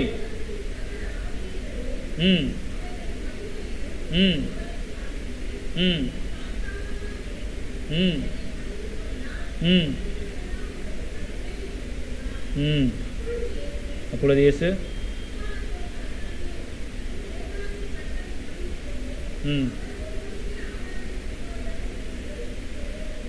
அல்லேலூயா. கடைசி சோதனை இருக்கிறதுல பெருசு. நீங்க இந்த சோதனையிலலாம் பாருங்க, ஒரு இடத்துலையும் சாத்தா என்ன பண்றான், அவரை மேல் நோக்கியே பார்க்க விட மாட்டாங்க. தரையில நிற்கும் போது கள்ளப்பார், உப்புரிகையில் நிற்கும் போது தாள குதி, மலை மேல போகும்போது என்ன பண்ண, உலகத்தோட ராஜ்யத்தை பாரு என் காலில் விழு. எந்த இடத்துலயாச்சும் இயேசுநாதரை மேல் நோக்கி பாருன்னு அவன் சொன்னானா? சாத்தனோட விஷயம் அதுதான். உங்களை எல்லா இடத்துலையும் கீழ் நோக்கியே பார்க்கணும். இல்லை ஆவிக்குரிய அர்த்தமும் ஒன்று இருக்கு. இந்த மூணு விஷயத்துல அவன் கீழ் நோக்கி பார்க்க சொல்றது உலகத்தோட காரியங்களை நல்லா நோட் பண்ணிக்கணும். உங்களுக்கு அது முன்னாடி வந்து நிற்கிதுன்னா அவன் உங்க கூட அவன் சஞ்சரித்திருக்கான்னு அர்த்தம். நீங்கள் இன்னும் கேர்ஃபுல்லாக இருக்கும். ஐயோ எனக்கு இதுதான் தோணுது, அப்போ நல்லா சம்பாதிக்கும், நல்லா வரணும், நல்ல மேலே வரணும், நம்மளுக்கு இதுதான் முக்கியம், சம்பாத்தியம் தான் முக்கியம். பெரியவங்களாம் சொல்லுவாங்க, நல்லா சம்பாரிச்சா தான் எல்லாரும் என்ன பண்ணுவாங்கல்ல, மதிப்பாங்க. அப்போ நம்ம மைண்டில் என்ன செட் ஆகிடும், சம்பாதிக்கணும், வளர்ச்சி வரணும், எல்லாம் வரணும், அதுதான் வரணும். ஆனால் இதெல்லாம் நம்ம தேடி போகும்போது ஒரு இடத்துல கூட கர்த்தரை தேடி போவோன்னு வரவே வராது. ஏன்னா கர்த்தரை பார்த்து ஜெபம் பண்ணும்போது யாராச்சும் தலையை கீழே குனிஞ்சா ஜெபம் பண்ணுவோம், அண்ணாந்து பார்த்துல ஜெபம் பண்ணுவோம். ஏன்னா அவர் நம்மளுக்கு கொடுத்தது என்ன, ஜீவ கிரீடம், பரலோகம். அது மேலே தான் இருக்கு. மேலானவைகளே அவர் நாடுங்கள்னு சொல்றாரு. நான் உனக்கு மேலானவை தான் கொடுப்பேன், கீழானவை நான் கொடுக்க மாட்டேன். ஆனா அவன் என்ன பண்றான்? எல்லா இடத்துலயும் கீழே இருக்கத பாரு, கீழே இருக்கத பாரு. எல்லா இடத்துலயும் அவர் வசனத்தை கொண்டே ஜெயித்தார். நம்ம இன்னைக்கு நம்ம வாழ்க்கையில அந்த மாதிரி சோதனை வர காலத்துல எல்லாம் வசனத்தை கொண்டு ஜெயிக்கிறோமா? வசனத்தை அறிக்கையிடுறோமா? இன்னைக்கு நம்ம நம்மளே நிதானிச்சு பார்க்கணும். வசனத்தோட மேன்மையை சொல்றதுக்கு 2 வசனம் இருக்கு. 1 பேதுரு 2ஆம் அதிகாரம் 3ஆம் வசனம். வசனத்தை நான் வாசிக்கிறேன். நீங்கள் வளரும்படி புதிதாய் பிறந்த குழந்தைகளைப் போல திருவசனமாகிய களங்கமில்லாத ஞானப்பாலின் மேல் வாஞ்சையா இருங்கள். பேதுரு சொல்ற விஷயம், வசனத்து மேல வாஞ்சையா இருக்கணுமா. தினந்தோறும் காலையில இருந்து கர்த்தரோட சஞ்சிருக்கிறதுல நம்ம என்ன பண்ணணும்? வாஞ்சையா இருக்கணும். அவர் வசனத்தை வாசிக்கிறதுல வாஞ்சையா இருக்கணும். அவரோட உறவாடுறதுல வாஞ்சையா இருக்கணும். அப்படி வாஞ்சையா நம்ம இருக்கும் பொழுது வசனம் என்ன பண்ணுமா? சங்கீதம் 19:7 சொல்லுது, கர்த்தருடைய வேதம் குறைவற்றதும் ஆத்மாவை உயிர்ப்பிக்கிறதுமாய் இருக்கிறது. அப்ப அந்த வசனம் நம்மள என்ன பண்ணும்? நம்மளோட ஆத்மாவை இன்னும் ஆக்டிவா வச்சுக்கும். கர்த்தரோட ஆக்டிவா வச்சுக்கும். சாத்தானோட சோதனையில இருந்து மேற்கொள்றதுக்கு ஆக்டிவா வச்சுக்கும். அப்ப நம்ம பட்டயம் எப்பவுமே எப்ப இருக்கும்? கூர்மையா இருக்கும். கேடகம் எப்படி நம்மளுக்கு பாதுகாப்பா இருக்கோ, பட்டயம் கூர்மையா இருக்கும். அப்ப சாத்தான் சோதிக்கும் போது என்ன ஆகும்? அவனை நம்ம ஜெயம் கொள்ள முடியும். ஜெயம் கொள்ளும் போது நம்மளுக்கு என்ன கிடைக்கும்? ரச்சனையும் என்ன தலைச்சீரா நம்மளுக்கு ஸ்டேபிளா இருக்கும். தலைச்சீரா ஸ்டேபிளா இருந்தா தான் தலை தப்பிக்கும். தலை தப்பிச்சாதான் நித்திய ஜீவனை, அந்த கிரீடத்தை நம்மளால அடைய முடியும். அப்ப விசுவாசத்தினாலே வசனத்தை அறிக்கையிடும் பொழுது அவன் சோதனையை நீங்க ஜெயிக்க முடியும். ஜெயம் கொள்கிறவன் எவனோ அவனுக்கு நித்திய ஜீவனை அளிப்பே. இது அவர் கொடுத்த வாக்குறுதி. அவர் மனுஷன் கிடையாது. 2000 வருஷத்துக்கு முன்னாடி சொன்னதை அவரு மாத்திர ஆளு கிடையாது. நேற்று தான் நம்ம தான் மனுஷங்க. நேற்று சொன்னதை இன்னைக்கு மாத்துவோம், நாளைக்கு சொல்றதை நாளானைக்கு மாத்துவோம். அவனா அவரு இன்றும் நேற்றும் என்றும் மாறாத தேவன். அவர் சொன்னா சொன்னதுதான். 2000 வருஷம் போயிருக்கலாம். மாட்டு வண்டியில இருந்து நம்ம கார்ல போகலாம், பிளைட்ல போகலாம், எல்லாமே போகலாம். ஆனா கர்த்தராகிய ஆண்டவர் என்னைக்குமே மாறாதது. அதனாலதான் வசனத்தை பிடிச்சிக்கங்கன்னு சொல்றது. வசனத்தை உறுதியா பற்றுங்க. அவர் மாறாத தேவனா, அப்ப வசனமும் மாறாது. வானமும் பூமி ஓய்ந்து போகும், ஆனால் உன் வார்த்தையோ ஒழிந்து போகும். இது எல்லாத்தையும் நம்ம வசனமா படிக்கிறோம், சொல்றோம், எல்லாத்தையும் பண்றோம். இதெல்லாம் அறிக்கை இடுறோமா? விசுவாசத்தினாலே நம்ம அறிக்கை எடுத்து அந்த சோதனையில இருந்து ஜெயிக்கிறோமா? ஜெயம் கொள்ளுகிறவளா இருக்கிறோமா? யாரு ஜெயம் கொள்ளுகிறோம்?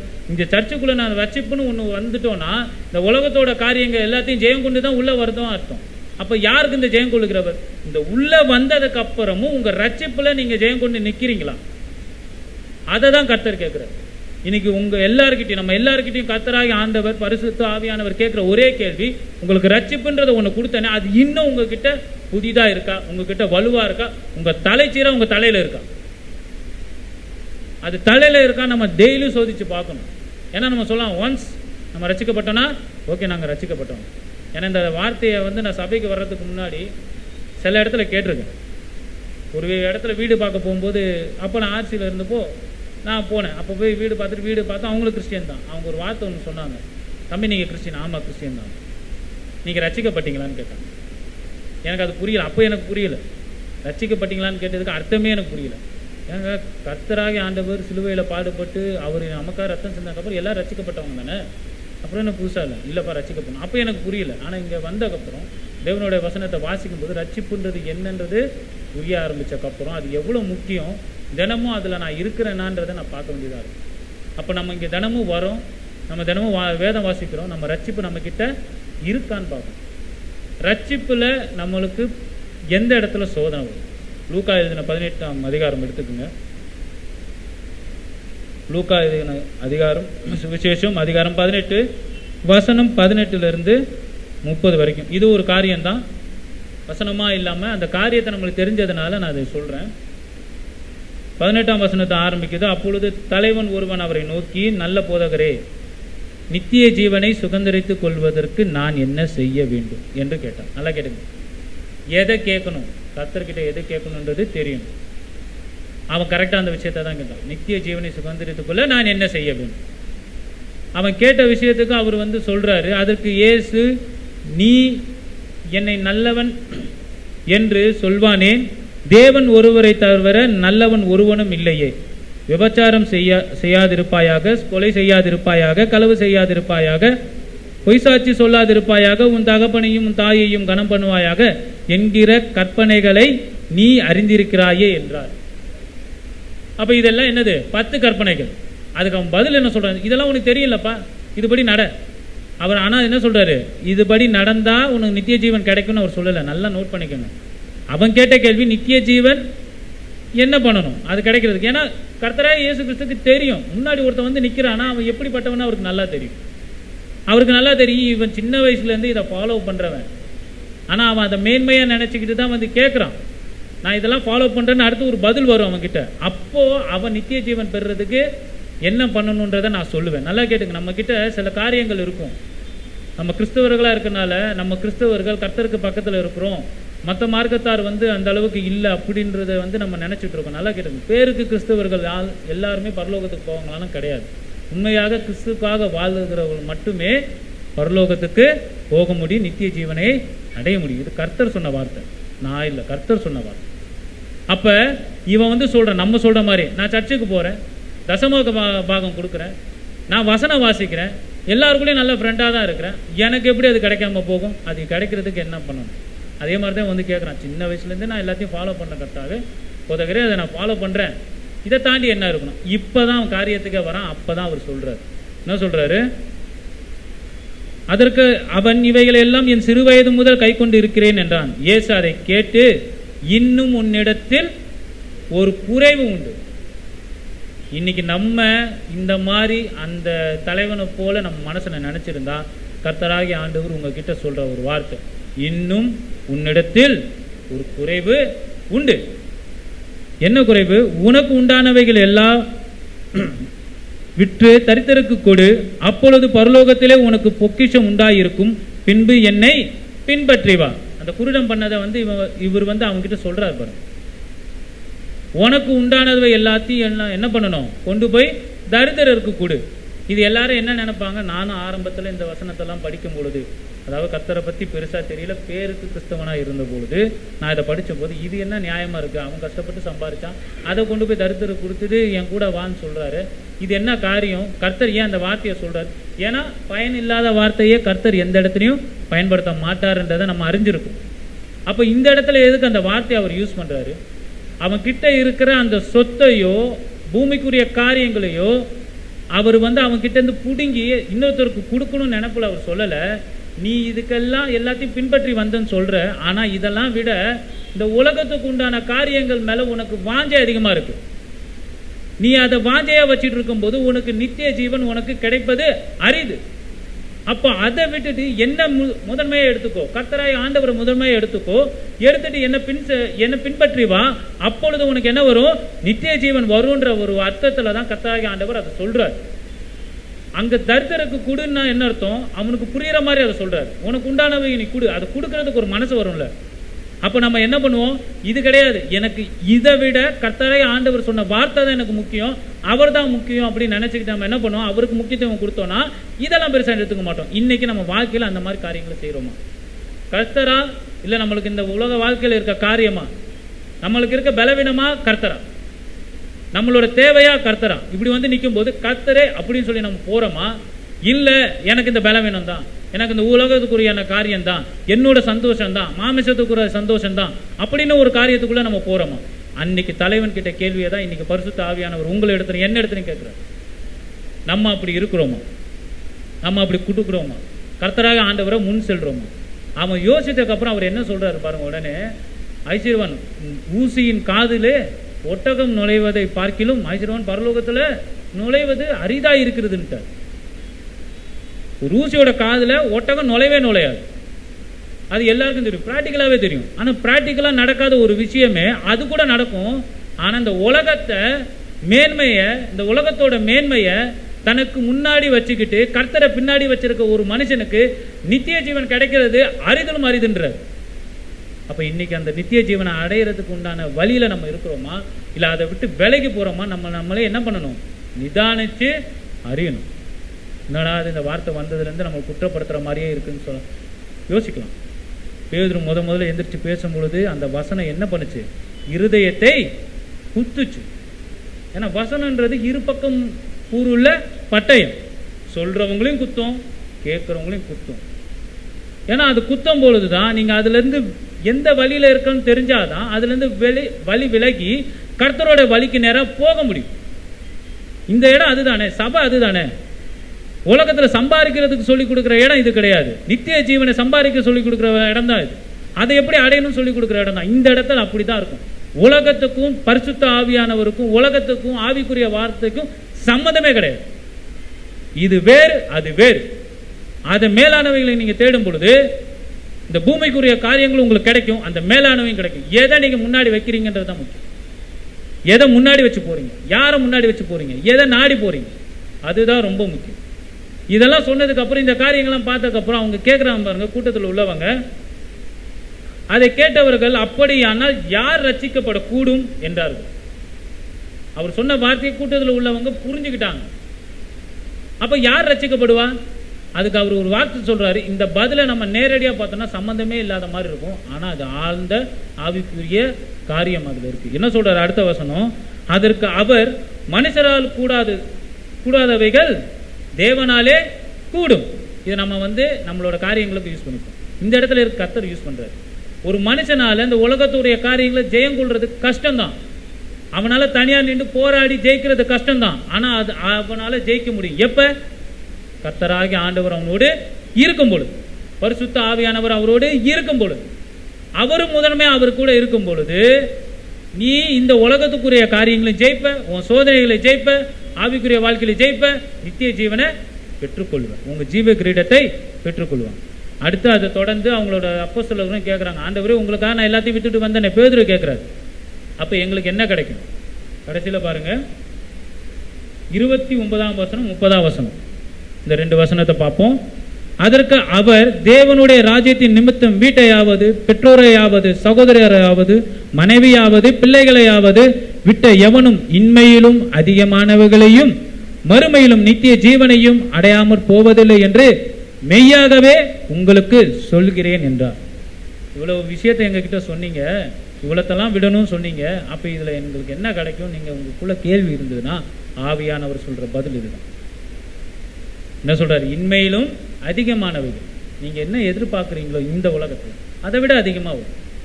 அது மட்டும் இல்ல, நித்திய ஜீவனும் உங்களுக்கு கிடைக்கும். அப்ப நீங்க எதை தேடணும், கர்த்தர்கிட்ட எதை கேட்கணும், யாரை முன்னாடி வைக்கணும், இதெல்லாம் ஒரு கிரைட்டீரியா மாதிரி.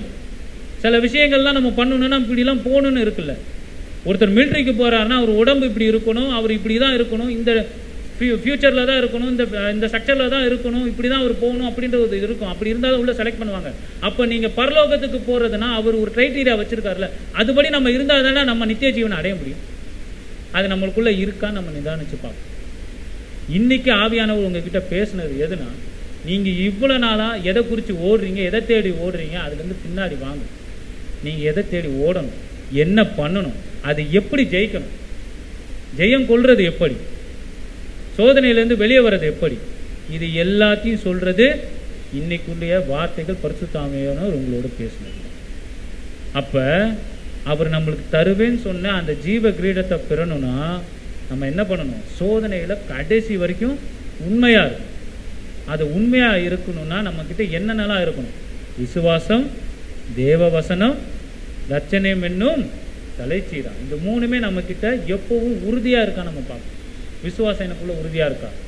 அவரே ஆண்டவர், அவரே என்னை காப்பாற்றுவார், அவரே எல்லா இடத்துலையும் என் கூட இருப்பார், அவரே எல்லாத்தையும் எனக்கு செய்வார், அவரே பார்த்துப்பார், நான் அவரோட கருவி, அவ்வளவுதான். நல்ல ஒரு விஷயம் கவனிங்க. கழுத மேல இயேசுநாதர் ஏறி போற, கம்பளம் விரிக்கப்படுது. அந்த கம்பளம் யாருக்காக விரிக்கப்படுது? யாருக்காக? அந்த கழுத மேல ஊர்வலமா போகும்போது இஸ்ரவேல் மக்கள் கம்பளம் விரிச்சாங்க. யாருக்காக? யாருக்காக? யாருக்காக? இயேசுக்காக. ஆனா அதுல இயேசுநாதர் மட்டுமே நடந்து போனாரா, இல்ல அந்த கழுதையும் நடந்து போச்சு? கழுதையும் நடந்து போச்சு. அப்ப கர்த்தராகிய ஆண்டவர் உங்களோடு இருக்கும் பொழுது, உங்களோட அவர் இருந்தாருன்னா இந்த உலகத்துக்குரியான மேன்மையும் கிடைக்கும், அதை விட நித்திய ஜீவன் உங்களுக்கு அதிகமாக கிடைக்கும். ஆனா நீங்க யாரை வாஞ்சிக்கிறீங்க, எதை வாஞ்சிக்கிறீங்க? உலகத்துக்குரிய காரியங்களை மட்டுமே வாஞ்சிட்டு இருந்தீங்கன்னா அந்த பாதையில எத்தனையோ தடவை கழுத போயிருக்கும், கீழே உள்ள புல்லை பார்த்து போயிருக்கும், சாப்பிட்றதுக்கு இலையை தேடி போயிருக்கும். ஆனா ஒரு வாட்டி ஒரு பயலும் எதுவும் விரிக்கும். முதல் தடவை இயேசுநாதரை ஏற்றிக்கிட்டு அது நடந்து போச்சு, என்னாச்சு? எல்லாமே கிடைக்கும். அப்போ உங்களுக்குள்ள கர்த்தராகிய ஆண்டவர் வாழ்றாரா, இருக்கிறாரா? அதை நீங்க நிதானிச்சு பாருங்க. அப்படி அவருக்காக உண்மை உள்ளவரா நீங்க இருந்தீங்கன்னா 1 யோவான் 2:25 சொல்லுது போல, நித்திய ஜீவனை அளிப்பேன் என்பதே அவர் நமக்கு செய்த வாக்குத்தத்தம். ஆமென், ஆமென். இந்த வார்த்தை உங்களோடு பேசியிருக்குமானால் தேவனாகிய கர்த்தருக்கு நன்றி சொல்லுங்க. அவரோட தனி ஜெபத்தில் சஞ்சரித்திருங்க, உறவாடுங்க. நித்திய ஜீவனை பெறுறதுக்கு என்னென்னலாம் தேவையோ அதை கர்த்தராகிய ஆண்டவர் இன்னைக்கு உங்களுக்கு வெளிப்படுத்தியிருப்பாரானால் அதில் வாஞ்சையா இருங்க. நித்திய ஜீவனை எந்திரிப்போம். இரு ஜீவத்துக்கு எல்லாரும் எந்திரிப்போம்.